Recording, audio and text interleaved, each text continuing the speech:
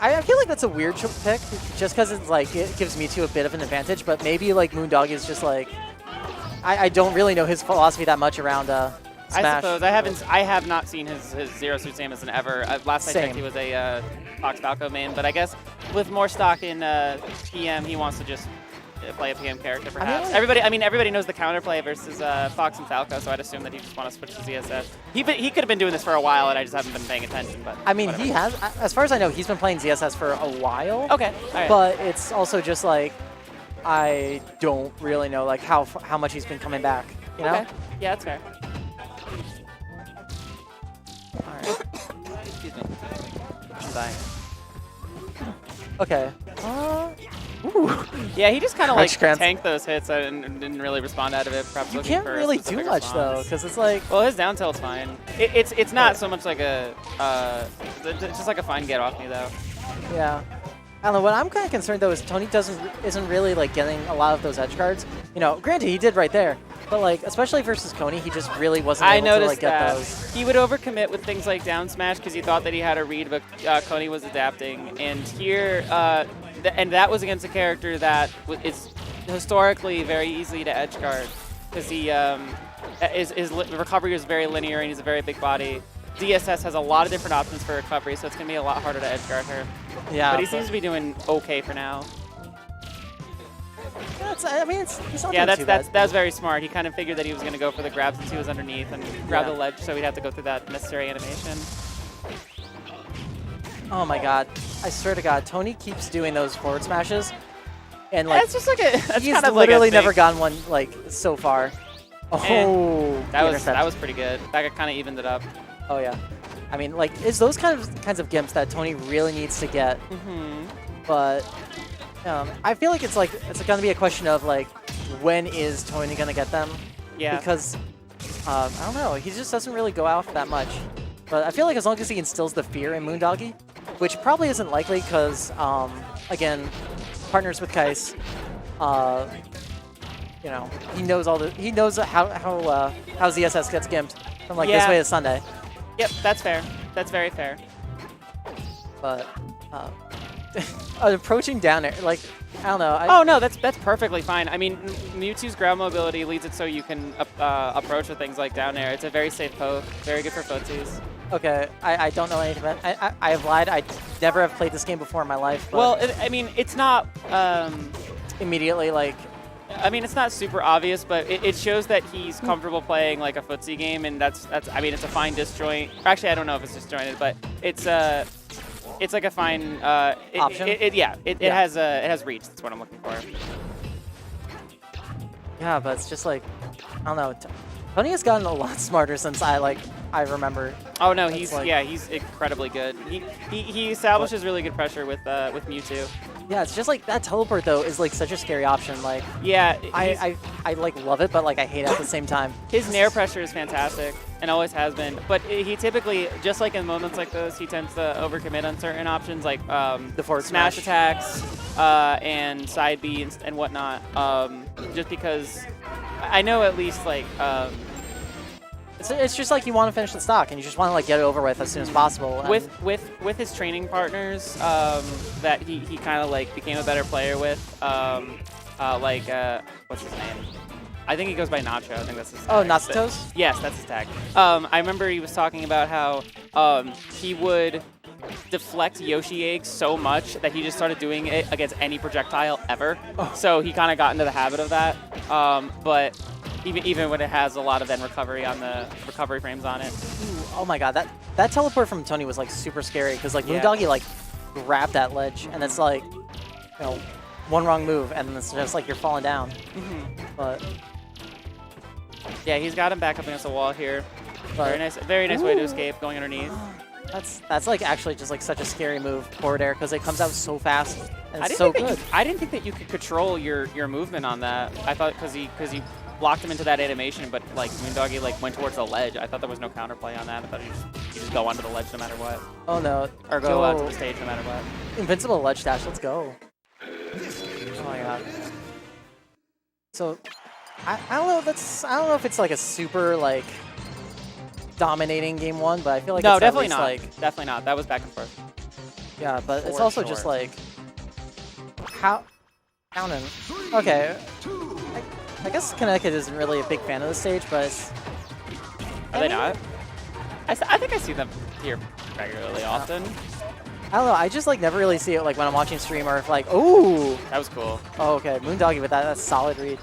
Oh Both no. of these guys are playing characters with a great amount of recovery options, so both players' edge guards have to be very, very solid. And even Moon-Doggie had what normally would be an early kill versus a lot of characters, but not against Mewtwo at all. And I very much like that crouch cancel down tilt exchange.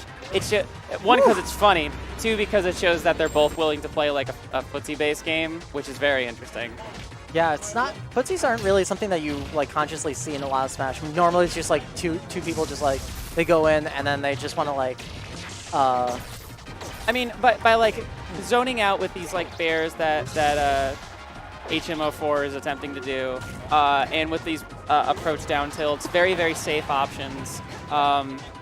You know, you tend to show that the type of game that he wants to play. If he just sticks to it, I feel like he's very favored, because ZSS, I feel like, has a hard time dealing with it. But it's going in that's a little bit difficult. Yeah, but oh wow, that was very cool. Now he's in a super advantageous position. I mean, yeah, edge guards like that with things that's easy to drop, but very critical. but I feel like also just going back on that point, HM04 definitely has that kind of advantage because he was again playing against Coney, who is like definitely more of like the rushdown type. Yes. Which Moon-Doggie, I guess, is really like a big fan of, and he's like really good at. And so that was a very excellent tech read by Moon-Doggie. And now he can just like, I don't know, sit back and wait and just relax, not have to worry too much about like what to do insofar as much as just how to react. And I do like the fact that both of these players realize that at lower percents it's very difficult to edge guard the other, so they kind of let them back on because they know if they overcommit, then it's like they're just going to get punished for it.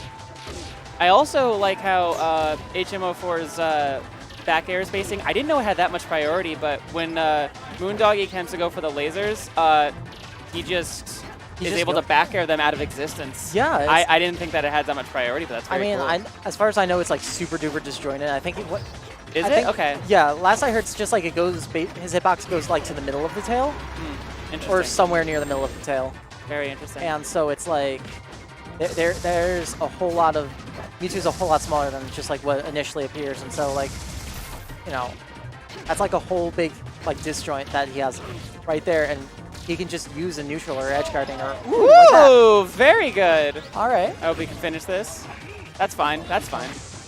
He's still advantageous. All right. Good recovery back on stage by Moon-Doggie. Aggressive option, but it played off. Ooh, okay. Wait, it's wow, teleport behind. Excellent spacing. Excellent spacing on that down air. Okay, I honestly just like love that teleport behind by Tony, but like, oh no, this is not looking good for the veteran Moon-Doggie. Oh boy. And okay, he still makes it back. He's making it work, but I feel like Tony's now at like the Marth percent where it's just like It's gonna get hard to kill him. Yeah. Yeah, it's just like that. Luckily, he was able to squeeze in a hit there, but it was looking pretty grim because he was at like 162. Oh yeah. Kind of difficult. That's why you saw him go for a grab, because he knows that that's his safest way to kill at such a percent, even on this stage.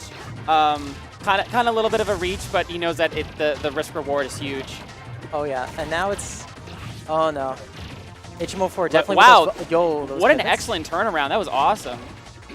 And oh my god, HM04 is just doing a really good job, just kind of just, I guess, out neutraling Moon-Doggie and just, you know, taking like those aggressive positions and just, I don't know, just winning. Yeah, he's oh boy. In being so aggressive in the neutral, it's very much limiting Moon-Doggie's options, and it's putting on a pressure that he's struggling to deal with. I mean, it's paying off. Like, yeah, that last stock was very dominant.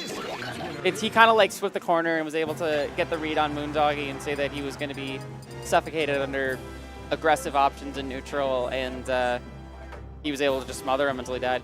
Yeah, it's like I know you can't really see this on stream, but right behind the big TV where they're showing it off, Kais is looking very intently at this because he knows, or he, oh yeah, or because he is like looking at like game plan, because it's like he's gonna have to deal. Yeah, quite reasonable. He's gonna have to win at least like 6 times, like if he wants to win this weekly. Which I mean, honestly, I'm glad he's taking this so seriously because it's like, I mean, this is his grounds. Yeah. This is what he does. Because it's like you don't want your local guys to come out and just be like, hey guys, I beat PM's ranked number 11. Like, why aren't I ranked on the PM back room this year? Come on, guys. What's the deal? Hashtag rank Moon-Doggie. Actually, though, rank Moon-Doggie. In a nice turnaround, Moon-Doggie has dominated this first stock. He counterpicked to a bigger stage. Perhaps he wants the space to play around. Not gonna matter because that gets Tony gets easy stocks like that, but it's an interesting pick. I know that Tony has said that Mewtwo loves Fountain, so I don't. Or no, that was Moon-Doggie's pick. Never mind. Oh yeah. But it's still interesting that he went there and now he's picking the stage. I mean, they did agree to this stage for game 1, so I feel like it's not like that bad of a stage. No, I don't think it is either. CSS.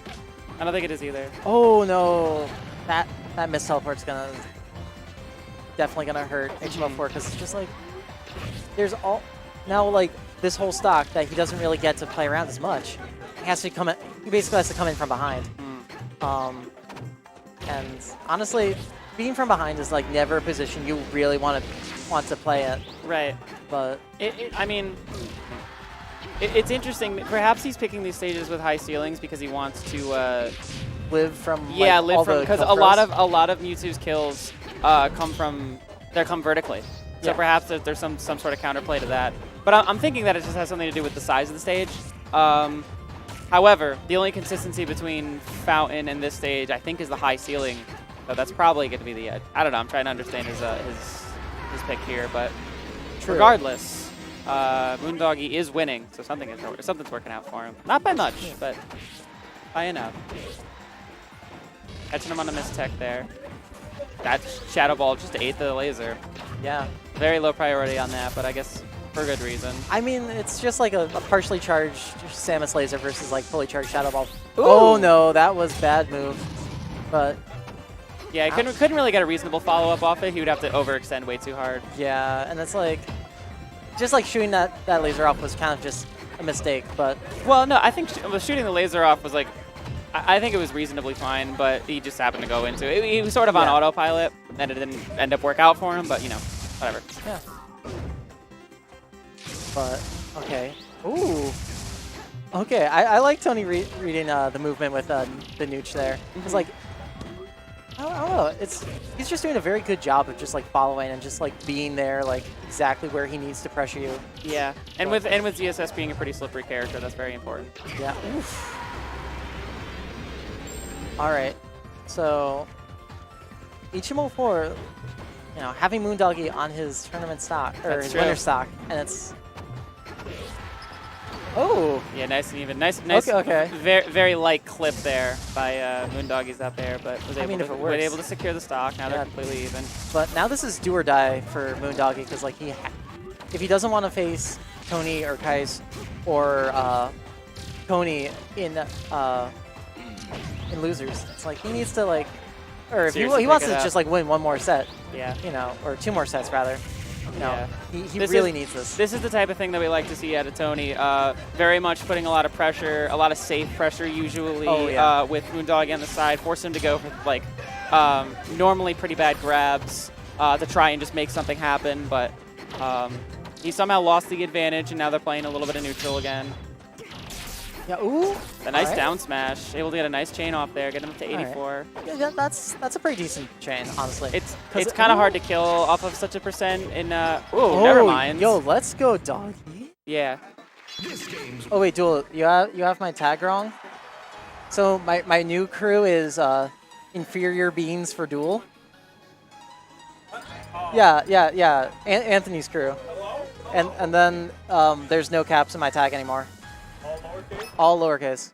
Why is that? I don't know. Okay. It's easier to type. I guess. Okay, wait. Counterpicks to FD. I don't know. It's definitely a weird counterpick, I think. Just because it's like a lot of what was it? Delfino's kind of worked for both of them. I mean, you must hate platforms. That's all I got to say. I mean, I'm really not. I'm not gonna try and figure this honestly, out with too much. Sometimes you just hate the platform. I don't know. That's it. That's analysis for both these characters that I don't play and I wouldn't hope to play, so I'm just going to go with whatever he's got to say on it. Anyway. Yeah, ooh. Really went out there for that stock, ended up paying off. I mean, honestly, that's like the first real time I think we've seen like Moon-Doggie kind of like go super deep for an edge guard. But I feel like it's going to start putting the fear in Tony of just like trying to get some, you know, that he's going to go out and just go and we've seen a fair amount of it, but I would like to see more out of it because only at the higher percents though, as opposed to just letting him back on. Oh yeah, because it's just like, you know, or going for a rather safe edge guard. If you're able to get in their head, then that's a huge benefit in games like these. Ooh. Okay, that ledge cancel was pretty sick though. That was, yeah. That was so many crazy movement options out of him. All right, and I don't know, Moon-Doggie keeps getting like a lot of like solid follow-ups from like a lot of his moves, and it's honestly paying off because now he's like, I think he's like truly adapted to, or at least better adapted to HM04 and kind of the way HM04 plays footsies. And oh my god, yeah, it's like he's definitely not just like losing neutral as handily as no, definitely not. Say game 1 or game 2, but I don't know. I still feel like it's definitely gonna have to be a big comeback if Moon-Doggie wants to definitely just take this game over HM04. But oh no, shield! That amazing shield pressure. Good response to the shield pressure too. Ooh. Wow, that was very. Yo, that sequence. That was crazy. Oh my god. Very smart. That's just like good ZSS play right there. Like that's. I love it. That's just like, you know, good god tier waifu pressure. Oh yeah. But whoa. Okay. That's not good. Tony definitely wasn't expecting that out of Moon-Doggie. And I want to say it was an error somewhere on yeah, I think HM04's part, but I think Doggie ate up the jump, and then it's just like. Was that what happens? Okay. Probably. Right. I wouldn't know. Oh, ate a teleport. That's it. Oh no. No, he was able to get banged. Oh my god. But I think this kind of got into his head because it's looking a little sour. Oh yeah, no, definitely. And I mean, he's got a game to play with. It's not completely over. But it's still like. I mean, this is still a game. But it doesn't really look like he's playing you look at Tony, and he looks defeated. Pretty defeated, yeah. And then he's down 3 stocks to 1. High percent. I think if he just retakes the center stage and is able to regain some of his composure, then I think he'll be fine. Yeah, all right. Okay, all right. So it's not completely out of it. Okay, Tony's lining up a little bit. Like, he might be able to still make it, but Moon-Doggie can't just play recklessly. He can't play like a dum-dum. Wait. Coming back from interesting. Ooh. Okay. Oh boy, Tony is he's gonna ponder. He needs to just sit back, relax, think about things for a while. Go onto Twitter, go onto Thunder's Twitter. You know, see some anime. But okay, he's going back to his stadium. So I guess this is like a direct counterpick to kind of like the Moon-Doggie style of high ceiling, just having that low ceiling, and interesting. It's gonna help kill a lot easier. Is this one like a low ceiling or is it just like a medium level? I'm not. Is it low? I think it's just low, but okay, fair. But I don't know. I forget how low because I haven't played this game in forever, even though I should. Sure. But anyway, no, it still has like that nice horizontal distance where. Good follow up by Tony. Ooh. Getting those vertical kills, just like his character's intending to do. Yeah. All right. Now I guess the pressure is really up to Moon-Doggie because like now it's like, you know, you're losing. You're on like Tony's counterpick for, you know, last stage. Yeah. But good avoidance of these nairs by Moon-Doggie. Yeah. He's really got. Oh. Okay. I thought that is jump, and I was gonna be like super. Wild. Yeah. All right. Moon-Doggie keeps going kind of like for the same kind of edge guards, just like the fall down, up B, and just kind of like same kind of like standard stuff. Oh yeah. But I think what I hope is happening, he's trying to like lure Tony into like kind of a complacency of just like going for something random. Whoa! That was awesome. Yo, the low bear instead of recovering, top tier move. Commanding lead. Yeah. And I think Moon-Doggie's a little bit lost, honestly, because it's just like, oh boy.